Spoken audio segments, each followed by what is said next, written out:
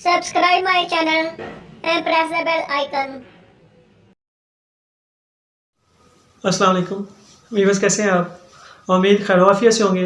Viewers, आज की इस वीडियो में हमने जो टॉपिक रखा हुआ है वो है अज़ू ख़ास में लागरी क्यों होती है, यानी कि आला तनासल है जिसे आप नफ्स भी कहते हैं, उसमें लागरी क्यों होती है। जो इसका ज़्यादातर असबाब होते हैं वो उसके बारे में हम बात करेंगे।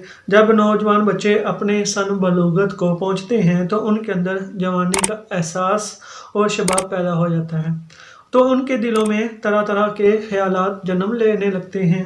बिलाखिर नौजवान बुरी सोबतें अख्तियार करना शुरू कर देते हैं, जिनके नतीजे में वो अपने जज्बात पर काबू नहीं रख सकते और मश्त ज़नी करना शुरू कर देते हैं और आला तनासल नशोनुमा पाने से रुक जाता है और आला तनासल को नुकसान पहुंचता है। आला तनासल टेढ़ा और लागर और कमज़ोर ढीला भी हो जाता है। जब शादी हो जाती है तो नौजवान शादी के काबिल नहीं रहते।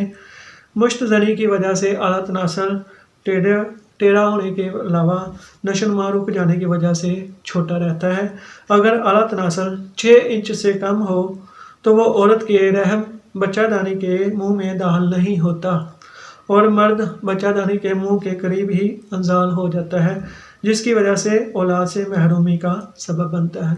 तो वीवर्स, ये जो ज़्यादातर अक्सरियत है वो इसी वाले से जो मैंने आप आज डिस्कस की है, इसी वजह से अज़ू ख़ास में लागरी कमज़ोरी आ जाती है।